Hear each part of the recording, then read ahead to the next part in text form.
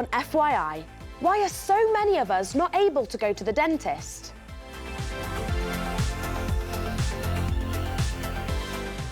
And the school pupils who have jobs and get paid in penguin pounds.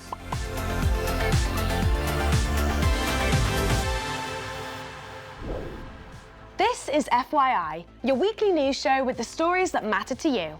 And this week, we're starting off with a big issue that a lot of you guys are facing, not being able to go to the dentist. If you're under the age of 18, going to an NHS dentist is free because it's funded by the government. Yeah, and it's recommended that we go for a checkup every year. But according to the British Dental Association, more than 12 million people in England weren't able to access NHS dental care last year. That's a lot of people. But if you can't get to a free NHS dentist, then the other option is having to pay for a private dentist. But a lot of people just can't afford to. I know. Well, FYI viewer Sophia wrote in to say she wanted to report on the issue for the show. She's passionate about it because her dad's a dentist, and she was really shocked to find out how many of us aren't getting our teeth checked. Over to you, Sophia. I'm examining why taking care of your teeth is so important. Teeth. Our pearly whites help us to chomp down on our favourite treats, but figures show that tooth decay is the most common reason for children aged between 5 and 9 being admitted to hospital. So why are lots of us dodging dentist appointments and not looking after our teeth? Well done, Sophia, did really well. I'm here for a checkup with Dr. Uxton, and I thought she could answer some of my questions. What can we do to stop us from going to the dentist in the first place?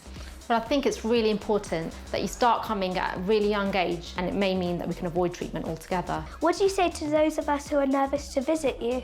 There's nothing to be afraid of. Visiting the dentist is actually a really simple and straightforward process. But if you are concerned, just call your dentist ahead of your appointment and explain your worries.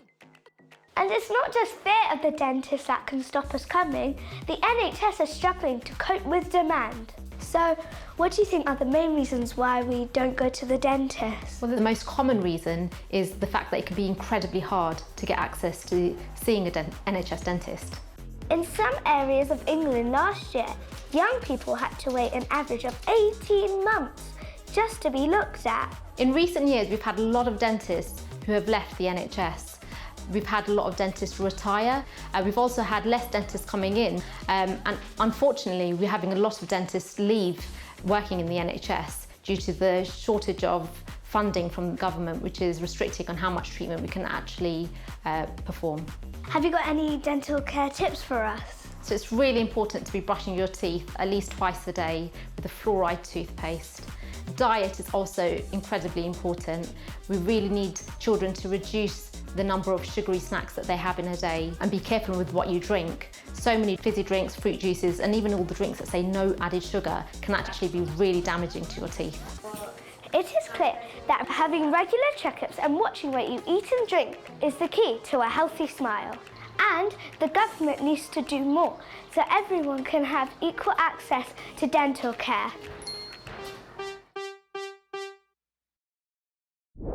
Thanks, Sophia. So what is the government doing to help us all get seen by a dentist for free? Well, we got in touch with the Department of Health and Social Care, and they told us the government invests more than £3 billion each year in NHS dentistry.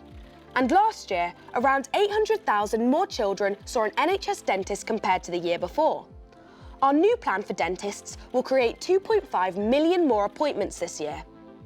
It sounds good, but there's 12 million people that need to be seen. I mean, it just doesn't really add up. No, it doesn't. It seems like they need to be doing a lot more to make sure that everyone can get access to an NHS dentist. Yeah, I know. Now, if like Sophia, you have a great story that you'd like to report on, get in touch with us at first.news/FYI. Next up, we found some interesting reports from across the globe about what other governments are up to. But are these stories fake news or fact? See what you think. Firstly, we head to Tasmania, the island state of Australia, where the government leader or Premier, Jeremy Ratcliffe, has apparently promised to build the world's largest chocolate fountain if he's re-elected. But is that true? Or how about reports that a town in the Norwegian archipelago Svalbard has some strange sounding laws? Apparently, it's illegal to own a pet cat. Fake news or fact? Find out later in the show. Now, imagine your school created its own money and you could get paid for doing jobs. That would be amazing, although I'd probably spend the money faster than I can make it. Yeah, me too. Well, the pupils at Froomvale Academy have done just that. Here they are to tell us more.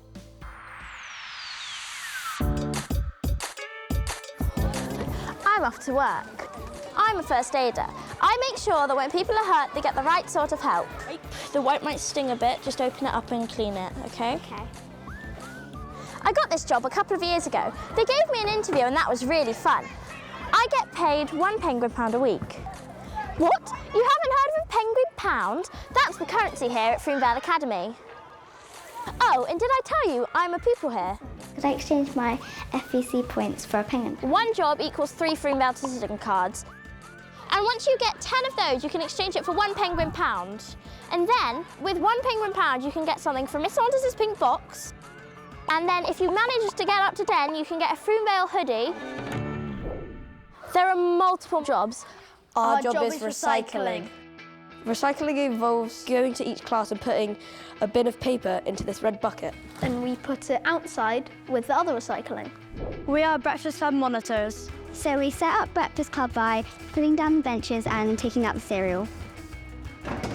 I'm a job monitor and I monitor if people are doing their jobs. If they are, I take them off, and if they're not, I cross them off. I should probably add those. I work on the newspaper and I do all the stories that are going on around the school. I print the newspapers off and then I hand them out to parents of the children at our school. Should we just do the life skills trip and remove the year 6 bit? Yeah, that will make it more snappy. Currently we're doing admin. For admin, we help Miss Saunders by making posters and making PowerPoints. That one's really cute. In my job admin, I write down the available jobs on this board and people will come over and write in a job application for which job they want to apply for. Dog welfare, that would be so much fun. Our school has a dog called Maggie. Having the dog welfare job includes putting out their water and food and playing with them. If I'm lucky, I'll get an interview for it. Other schools should definitely have their own currency because it's a really creative idea of a way of teaching kids how to deal with money and have their own jobs and figure out life. Thanks for that, guys. Now to the story of 2 lions, Sar and Jamil, who have just finished an epic journey from Ukraine, where they were born in captivity, all the way to a cat sanctuary in South Africa. It's been a long time coming. It's been over 2 years since they were rescued as cubs from a farm, where they were used as a tourist attraction, but not looked after properly. They were taken to a rescue centre in Ukraine's capital, Kyiv. Then, as war broke out in the country in early 2022, the lions were moved to a rescue centre in Belgium. Last week, the lions finally began the long journey to South Africa and have now been released into a big cat sanctuary run by the animal charity Born Free. And from lions to leopards, check out this viral footage that made us go OMG. Imagine playing on your phone and a leopard casually straying into the room. Well, that's exactly what happened to this 12-year-old boy in India. He's been praised for calmly leaving the room and trapping the leopard, who was later rescued by authorities. Leopards in India are listed as a vulnerable species, which means they're at risk of becoming endangered. And as the world's population grows and we build more and more into animal habitats, encounters like this are becoming more common.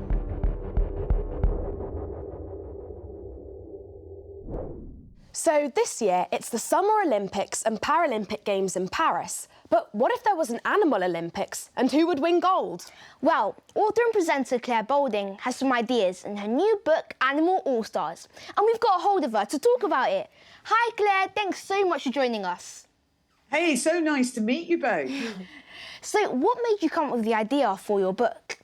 Well, the 2 things I love most in the world are sport and animals. And I had always wondered, like, if you put all the different animals from all the different continents into a big sporting extravaganza, testing all sorts of different skills, who would come out on top? There's so much that I learnt as I was writing it to go, oh, I'd forgotten that a sloth can hold its breath for 40 minutes. Oh my gosh, 40 minutes. 40. I did not know that.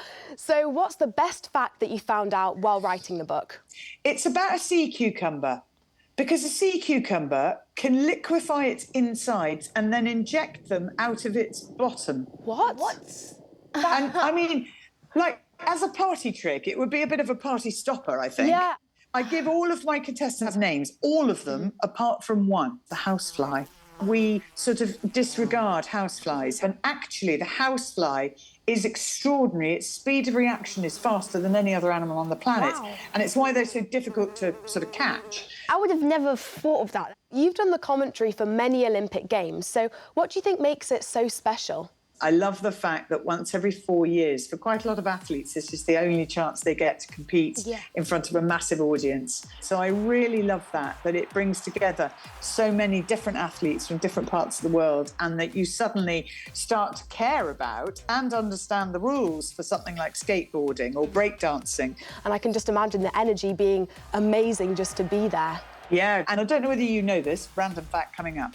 Paralympics actually means parallel to the Olympics. And London, that was the first time that ever happened. You know, since then, definitely the profile of Paralympians has massively increased. So, like you were saying earlier, breakdancing is going to be a new sport in this year's Olympic Games, which I'm really, really, really excited for. But do you think it will be as successful as surfing and skateboarding, which was introduced to the last Olympic Games? The Olympics is a celebration of everything we as human beings are capable of doing with our bodies. And that's why I think breakdancing and speed climbing and surfing, they are sports. They require a huge amount of athleticism and fitness and bravery, but also concentration. Yeah, I love climbing. I go climbing with my dad, so it was so cool watching the speed climbing. So how do you think Team GB are going to do this year? I think they're going to do really well, and I think the swim team is going to set the pace. I'm going to be based at swimming, so I'm very excited for it. Thank you so much, Claire, for joining us. I mean, it's been an absolute pleasure talking to you. You are more than welcome. Thank you. Here on FYI, you get your shout, and we wanted to know what sports you would like to see at the Olympics and which ones you enjoy the most. Yeah, here's the FYI News Club at Pebblebrook School to give us their thoughts. Well, cricket would be too long. Cricket would be too long, yeah. Darts, depends how good you are. Sheep shearing just would be weird. And then ultimate frisbee would be good. I think it'd be a bit weird to have Quidditch in an Olympics. I don't think there'd be any athletes. I think dodgeball, because it would be really funny and fun to watch them all just throw a dodgeball at them. Yeah. I bet a lot of people would want to watch that. I quite like dodgeball. Like, obviously we do it in PE, it's fun. Yeah, it's fun, you know yeah. what I mean? I do like how they put like skateboarding and BMX and all of that in there, because that's another thing to watch what is quite cool. Yeah, I suppose so. I do quite like BMXing. And it's amazing to think that other people can actually do that sort of stuff. I think netball should be in the Olympics more. Yeah, same. What's your favourite sport? Football. I do it all the time and I enjoy it. I think horse riding, because I like horses and I like riding horses. I like football because pretty much we always play it at school.